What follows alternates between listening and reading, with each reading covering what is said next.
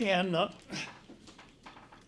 where we are, if you remember from last week, is we got a genuine Presbyterian college in Virginia, and it's got a charter from the legislature, and we're up and ready to go.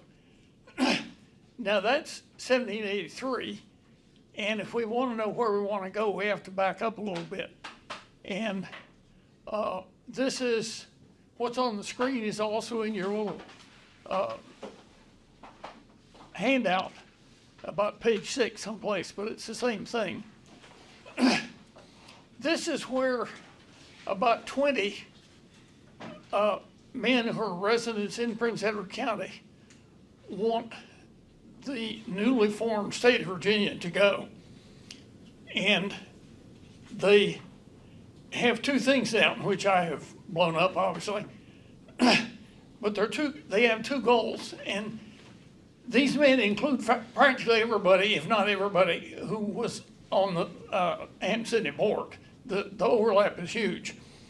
Now, it takes guts to send this in, because the date on this is about 2 weeks after the British have executed Nathan Hale. And coming from north is news from the battlefront. Washington lost Long Island, and he lost Brooklyn, and he has now lost Manhattan, and they're busy having the Battle of White Plains, which he's also losing. You could get in bad trouble for things like this, but there you are. If you look at your handout, which I think it's a double page spread, and I think it's page 6 and 7. There's and there's some more of them up here if you don't have it. There's a memorial from Hanover Presbytery to the legislature, dated just about 10 days after the Prince Edward Statement.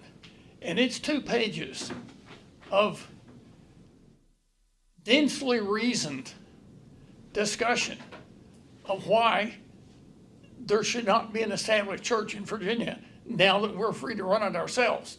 This is the first time the legislature has actually met, except on a colonial basis. This is the first freely elected group. And this 2-page document, which if you haven't read it yet, I would urge you to read it at some point. It is a powerful statement.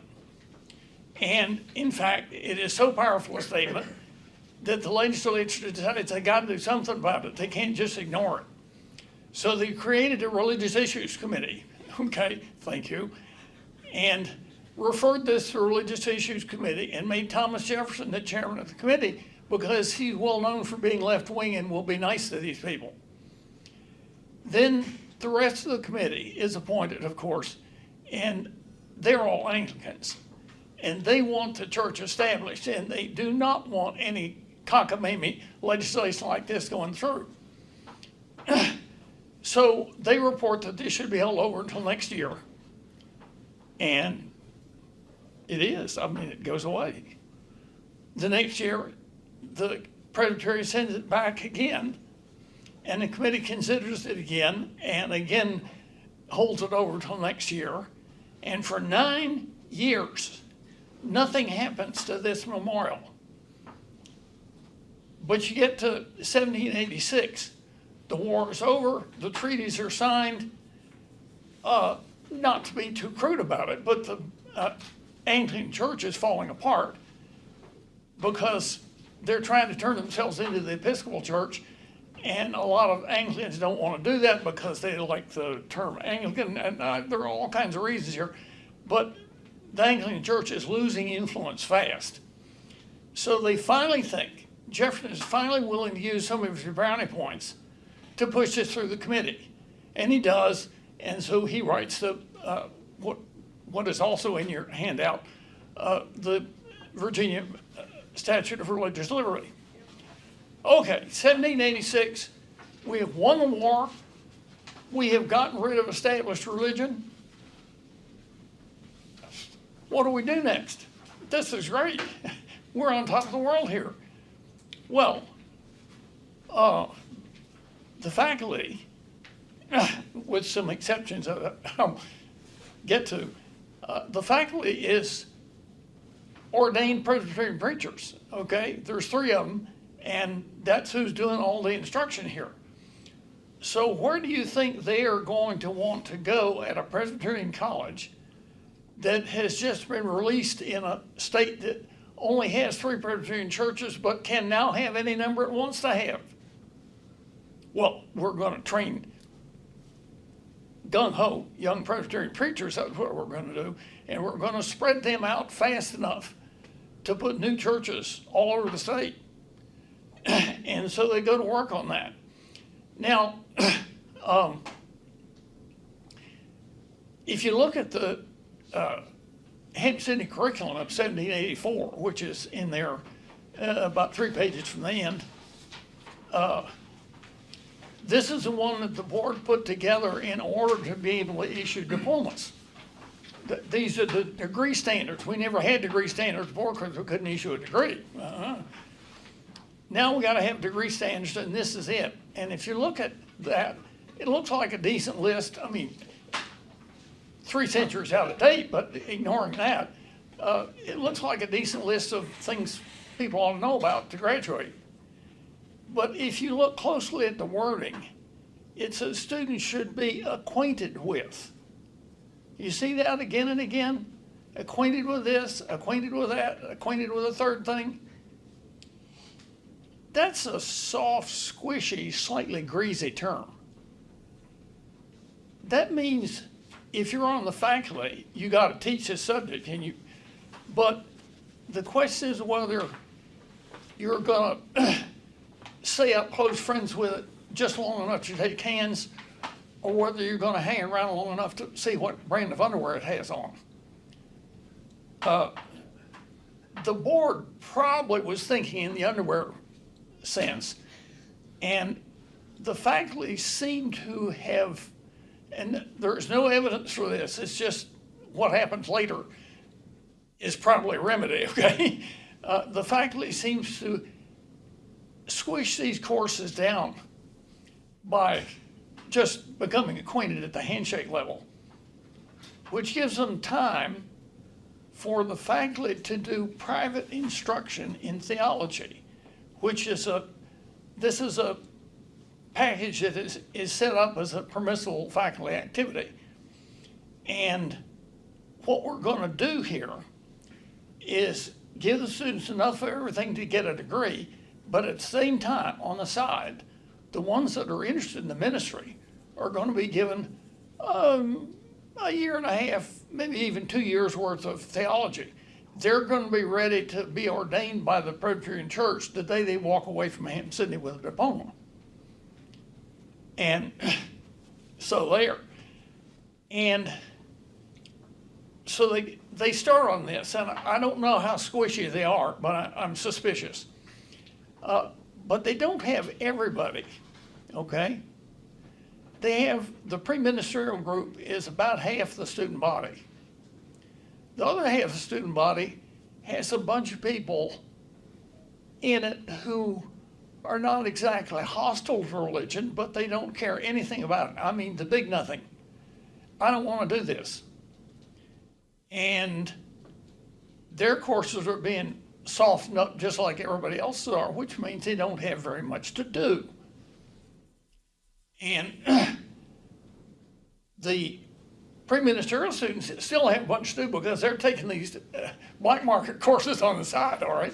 They're staying busy.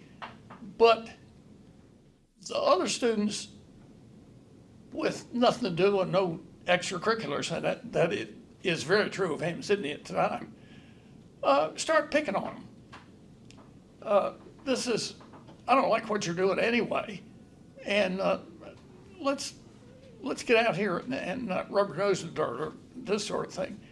And student morale plunges.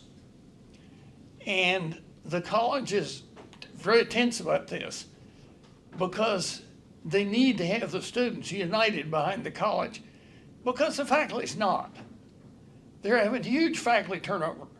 There are 3 faculty members, and frequently 2 of them leave and have to be replaced every year. Wow. There is one really bad year, about 1781, 82, somewhere in there, that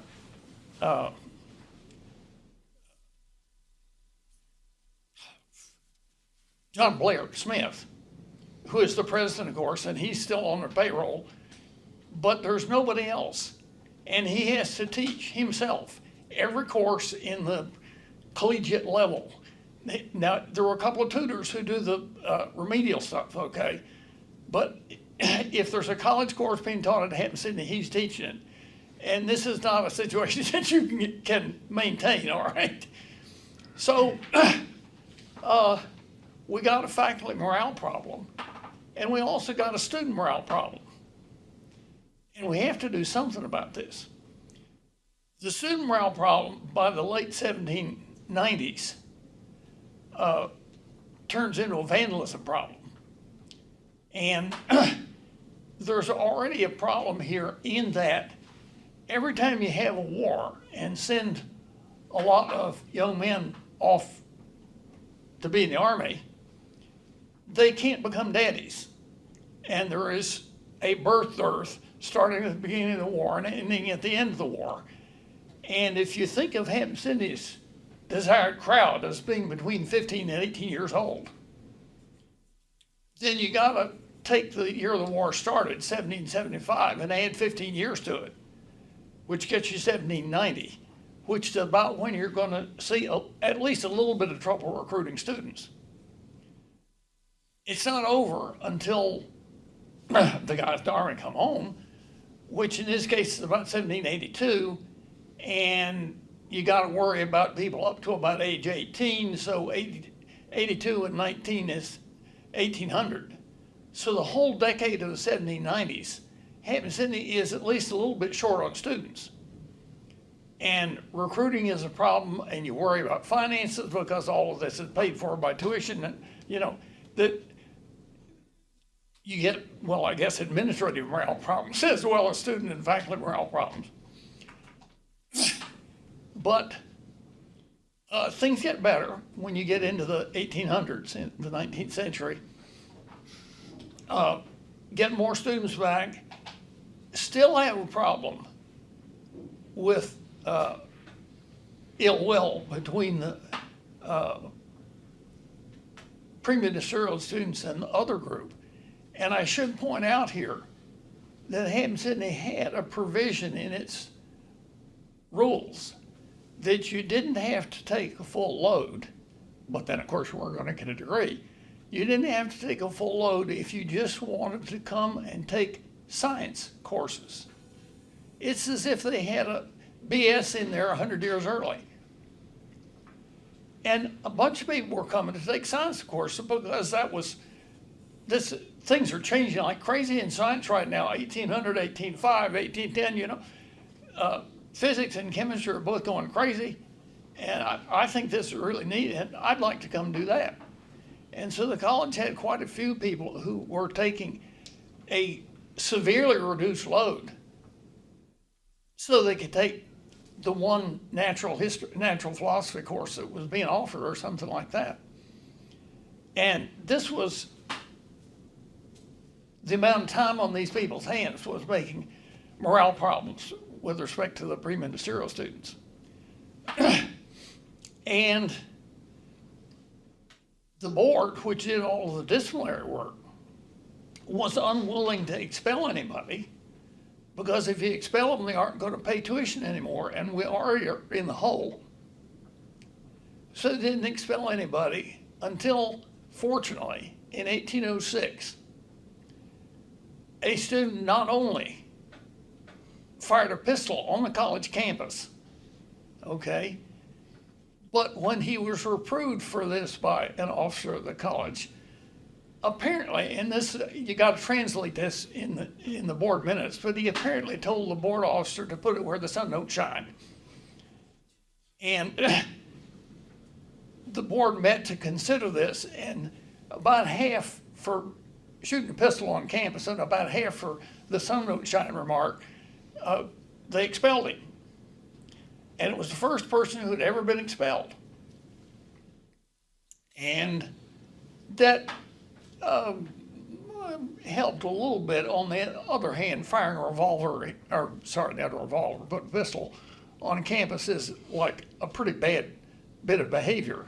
And so that didn't really stamp out the vandalism and so on. But by about 1810, 1811, they had things like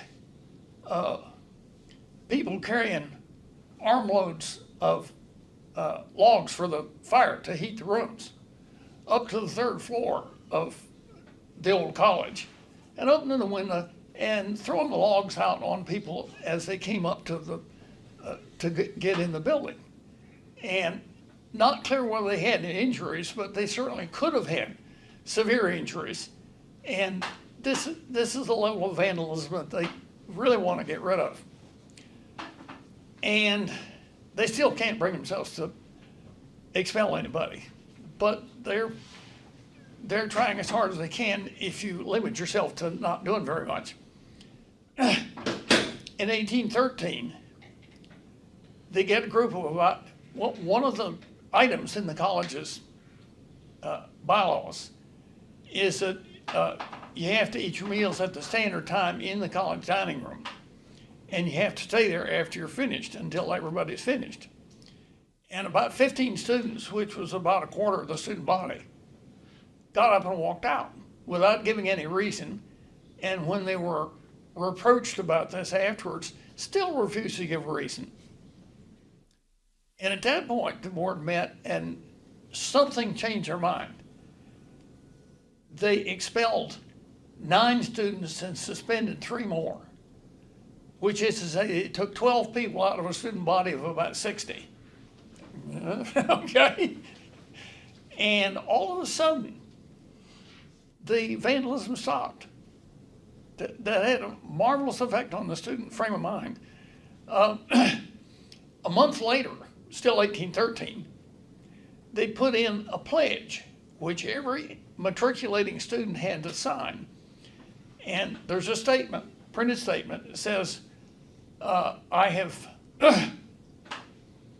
read or heard read the bylaws of Hampden-Sydney College, and I agree that they apply to me and that I am bound to operate within them. And then you had the college kept a blank book, and you signed your name. And the next person matriculated came in and read it out loud and signed his name. And after a while, you have a book with a lot of names in it, okay, which we burned, but never mind. Really would like to have those books now. But this is the first instance of a pledge for anything. This doesn't cover classroom work. This is not like the pledge we sign now, but it's clearly the ancestor of it. I mean, it does deal with things like stealing, for instance, just not with plagiarism or copying to cheat, that kind of thing. But that'll come along. It'll be almost a century before it does. But it's interesting that as early as 1813, we were relying on student pledges for forms of behavior. Now, the pledge, people actually felt bound by pledges in those days. And between the massive set of expulsions and the institution of this pledge, the problem, student morale went up, but more on that later. But vandalism went down incredibly. And okay, finally, so now we can get something done. In 1812, Princeton decided that their theology courses, which they had been running on the side, sort of in the same fashion Hampden-Sydney had, that those were important enough that they needed a separate institutional seminary. And so they set up Princeton Seminary on the campus, right there where the other buildings are, no difference, but it is nominally a different institution. And they hired faculty for it.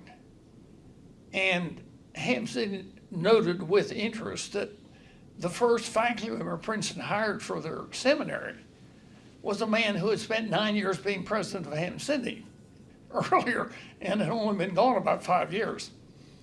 Hey, I know him. And that got Hampden-Sydney to thinking that if it was going to be the Southern Princeton, it ought to have its own seminary too. But by that time, Virginia had evolved up the food chain to being a synod instead of just presbyteries. And the Synod of Virginia thought they wanted to have a genuine seminary.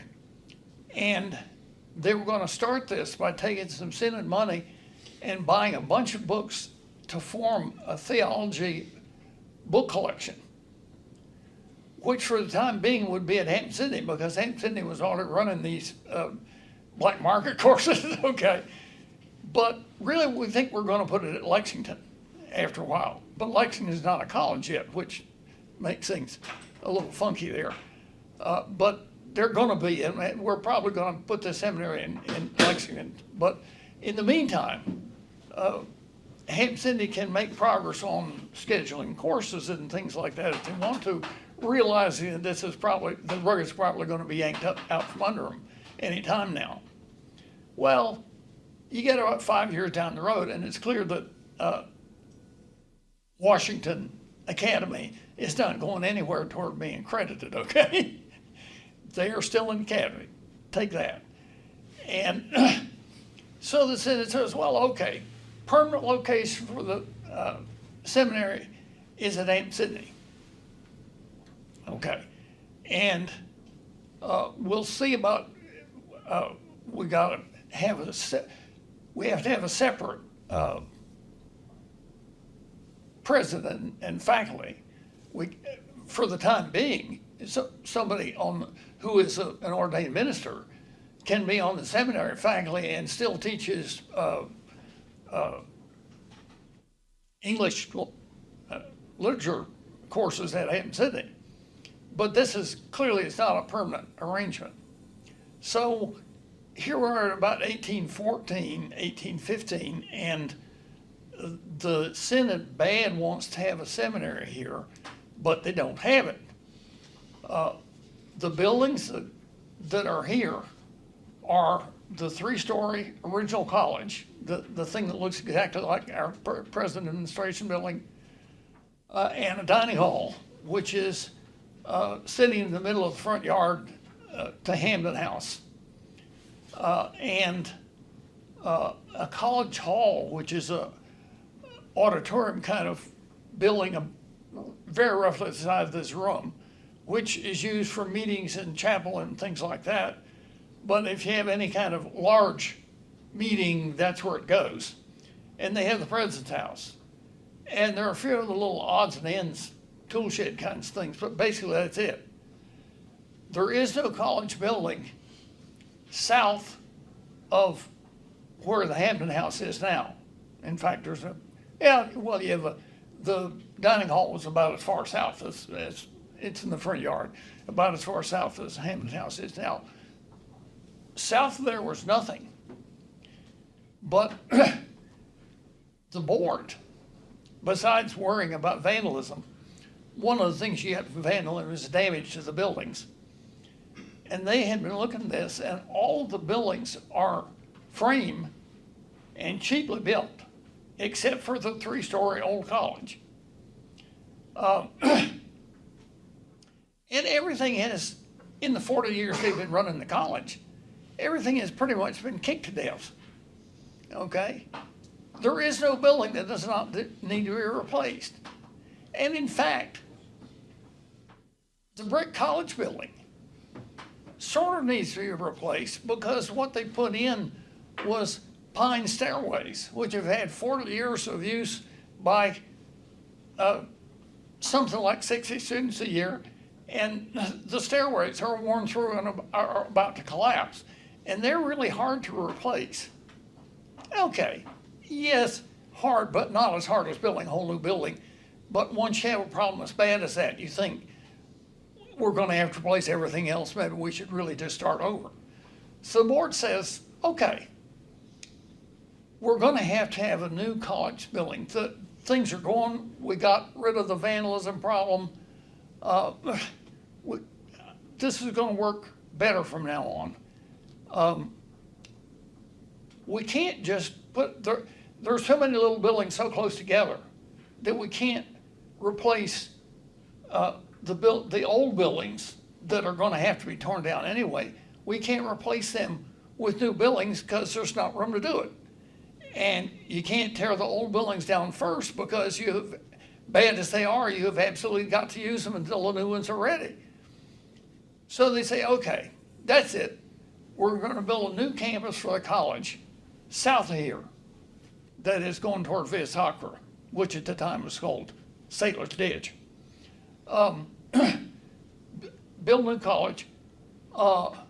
Really like what Princeton did with theirs. I really like that Nassau Hall. We can't afford that, but we can afford a shrunken version of it, okay? So we'll build something like Nassau Hall out there on top of that hill that you get to, okay? And that'll be the new college. And students will live in it, and the classes will be taught in it, and so on, and it'll be a lot bigger than the three-story building we got now because we have way more students than we imagined at that point.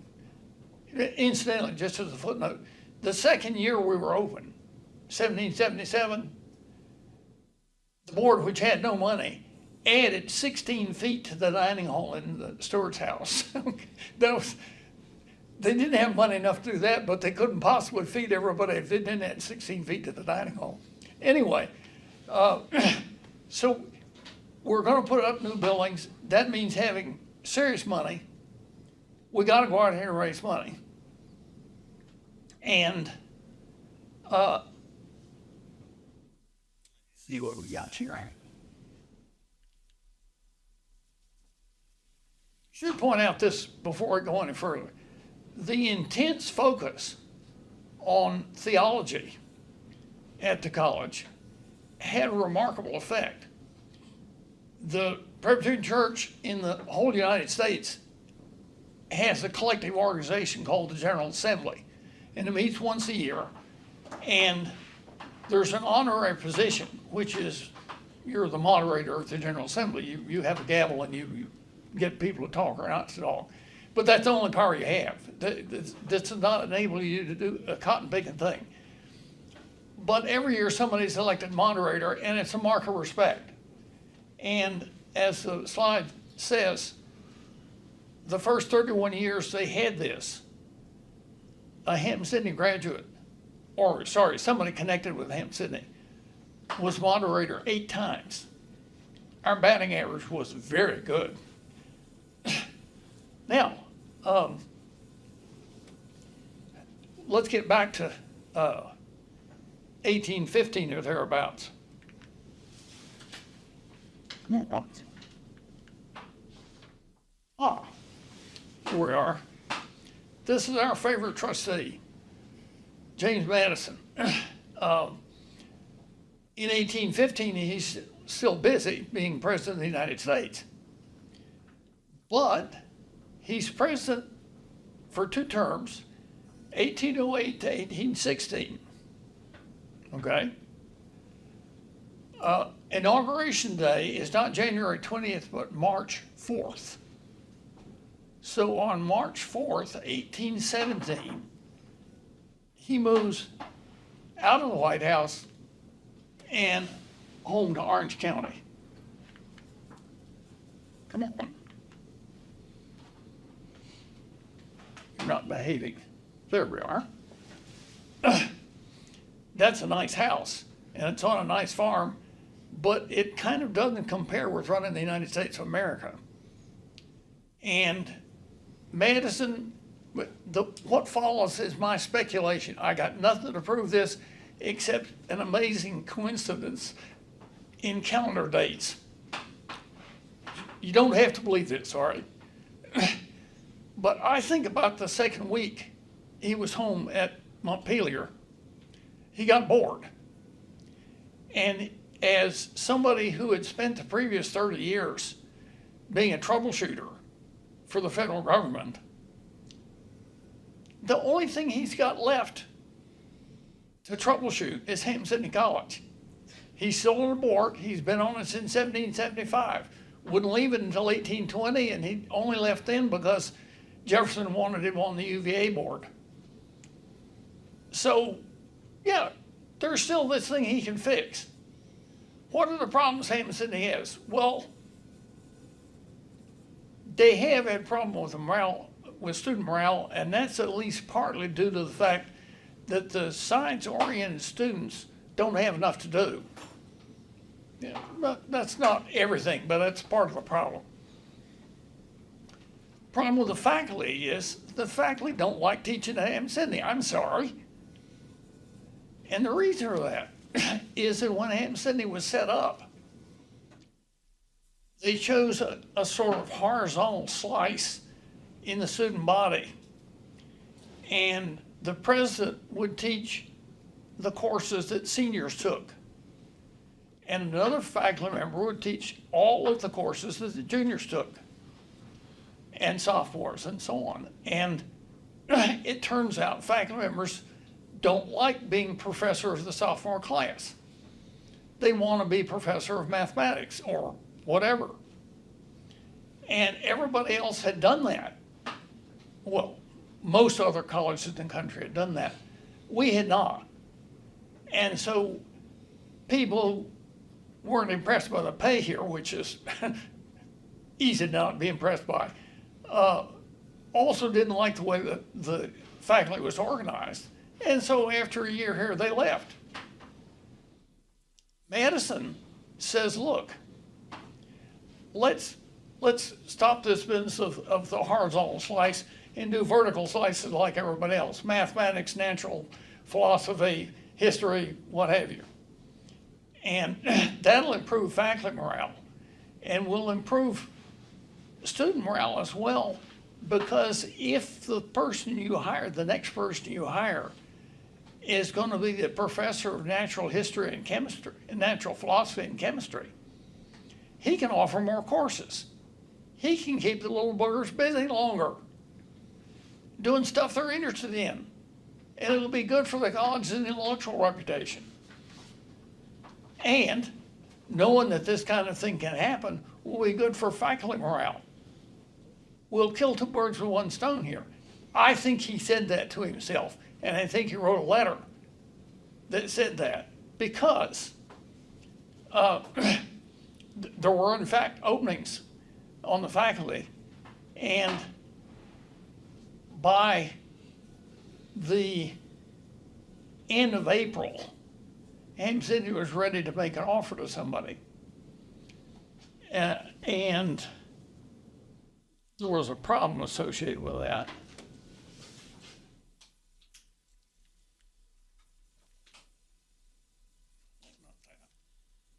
Here we are. I got a few minutes here. It's time to hear about Jonathan Cushing, because this is where divine providence takes over. Cushing was a self-made man, and he really, really was. Both his parents, he was from Rochester, New Hampshire, which is up the river from Portsmouth. It's cold and wet there. And when he was somewhere around 6, both his parents died. And he was shipped off to an uncle who lived nearby. And uncle used him for about 5 years as child labor on the farm without bothering too much about central heat or things like that. And he got Cushing, got really bad bronchial trouble, which bothered him all his life. But he knew his duty and he did it. But somewhere around age 12, he discovered that a letter maker in Rochester, New Hampshire, was taking on apprentices. And New Hampshire law said at the time that if you took on apprentices, you could charge them, but you had to put them in school for 6 months first. You could, the kid had to get something out of this. And he looked like a good prospect, and the school you went to, if you were in Rochester, is Phillips Exeter, which is a hell of a good private school then and now. And he went for 6 months, and he loved it. He had never seen anything like this. This was marvelous. But he was out of, had to go back and learn a lot of working. So he went back to the leathermaker shop. At this point, he's got a student record at Phillips Exeter, but only for 6 months. He goes back to the leathermaker, and when the job is over in the afternoon, he goes out and moonlights every night at age 13, okay? And stashes all of his moonlight money because he's saving up to buy his way out of his apprenticeship. And in 4 years, he's got enough money and he buys his way out of his apprenticeship. And now he's 16, but now he can go back to Phillips Exeter. But they have tuition. So he stays in his moonlighting job, only he has turned it into his daytime job as well, saves money up and shows up at Phillips Exeter and says, "Remember me," and they did. So he doubles up on courses because he is obviously behind at this point. And he graduates from Phillips Exeter when he's 18, okay? This is not an easy thing to do if you're 13 when you start at grade 1. But he does, and now he knows what he wants to do. He wants to go to college in Rochester, New Hampshire. College means Dartmouth. Dartmouth has tuition too. Damn it. So he goes back to work and strikes a deal with Dartmouth whereby he can go to Dartmouth in the fall semester and pay the tuition, and then he will stay on their books but inactive or something in the spring semester, and he will go back to Rochester and work in the moonlighting job and save some more money. And so every fall he comes back, and this is going to take him forever to finish, so he works a double load when he's at Dartmouth. And he graduates when he's 24 in 1817. And graduation for them is in April. So here he is in early April 1817 with the ink still wet on his bachelor's diploma. But he knows he's going to have to make some money. But he has intellectual interest. He has decided during all this time that he really wants to be in law. Now, in those days, the way you became, there were no law schools. There weren't even any bar exams. The way you became a lawyer was by finding a practicing lawyer and getting him to agree to be your instructor, basically, and you would just hang around and see what he did and ask why every now and then, and he would explain it to you. It's like apprenticing, sort of. But it has no structure. And he still had bronchial trouble, which New Hampshire was not helping. So he was going to go to Charleston, South Carolina, which he judged would be warm enough that he wouldn't have any more bronchial trouble, which was probably true. He had a horse, but he didn't have any money. So he's not going to sail down the coast to Charleston, which would have been the quick way to do it, but cost money. He got on his horse and headed south. And only big cities, and there were only about 3 of those in the United States at that point, had hotels. If you were going someplace on a horse, what you did was develop a card index of friends about 50 miles apart, or at least, if not friends, at least people you'd been introduced to, who would agree to put you up for the night if you stopped with them. And he had done his homework and he had this list, and one of the names on the list was John Holt Rice, the Presbyterian preacher in Richmond. And Richmond was on the highway to Charleston. So on whichever day it is, in late April or early May, he shows up as specified at John Holt Rice's house in Richmond. Now, Rice is a Hampden-Sydney trustee. He's an alumnus. He's incredibly enthusiastic. He works 22 hours a day, he is seriously gung-ho. And he puts up everybody that comes to Richmond that asks him. I mean, you can't get told no if you come to his house. And on the night Cushing is going to be there, there's another Northern kid. In fact, there's another kid who just graduated from Dartmouth. And he's got the Hampden-Sydney job. And he needs a job because that's the next thing you do after you go to school is go to work.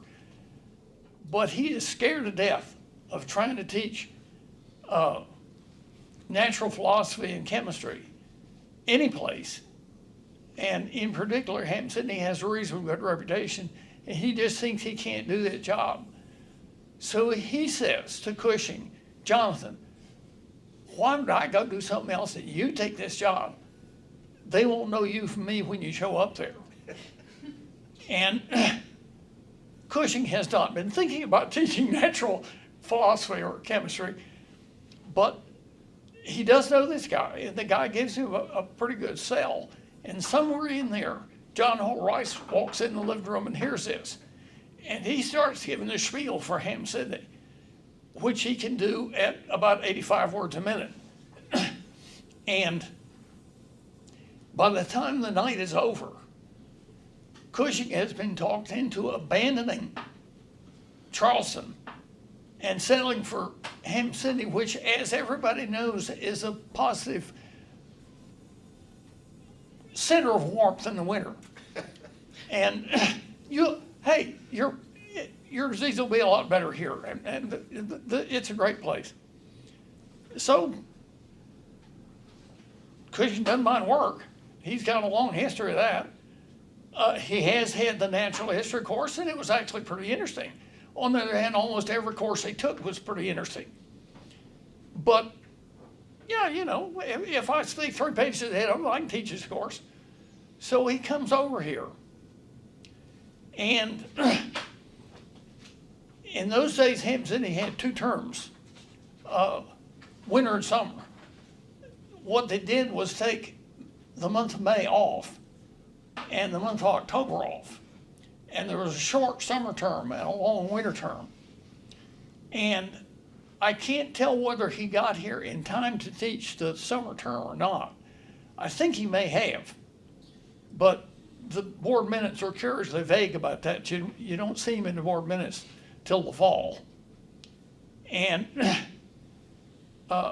in the fall, the first mention of him is that the board has been asked to write a letter to the professor of chemistry at Penn in Philadelphia to get prices for glassware, because we need a better lab outfit than we got now, which was an interesting letter to write because he had just bought a fairly lavish arrangement 2 years earlier. Interesting.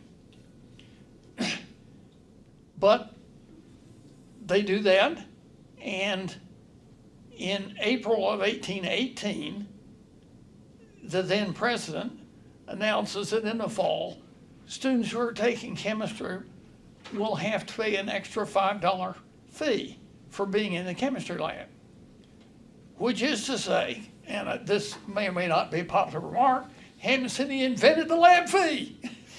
Nobody had ever done this because students didn't do lab.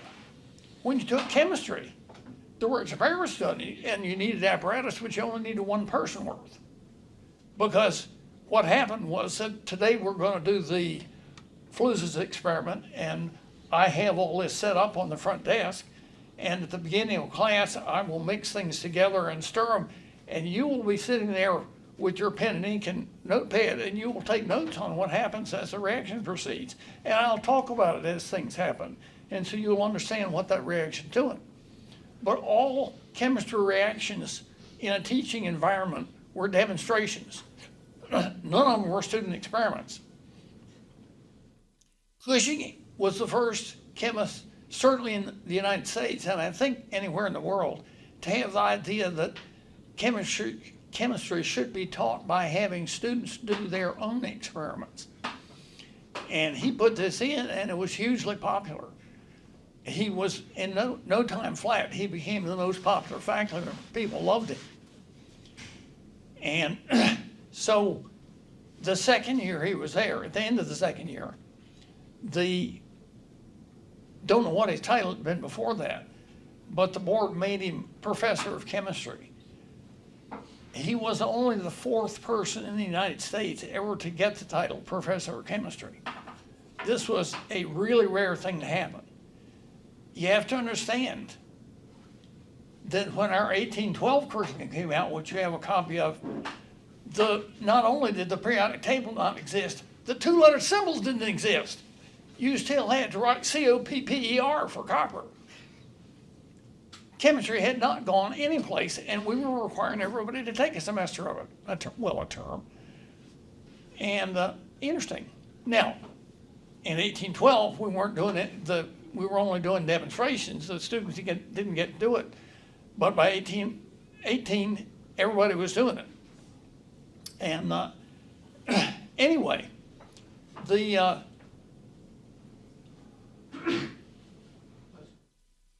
well, Cushing is popular with everybody because he's pretty good looking and he's incredibly congenial. People love him.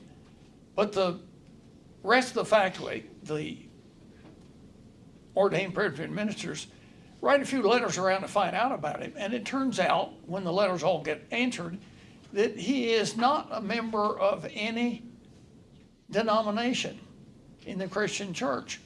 And he has never been baptized. This man is a layman. And here he is at a Presbyterian college. And not only is he at a Presbyterian college, but he is, the most popular faculty member. So we got to do something about this. Let's get the Hampden-Sydney Seminary going. That's what we have to do here. And what I want to do next time, almost the first thing that happens is that the president gets suddenly sick and dies, and they try very hard for about a year to get a replacement and can't. And so they give up and make Cushing president. And at that point, everything starts to tear loose. Before Cushing was president, Hampden-Sydney College, about 20% resembled the current Hampden-Sydney College. When Cushing left, Hampden-Sydney College resembled about 80% of what we do now. He changed everything, and I'll come back to that next week. Thanks a lot. Talk to you then.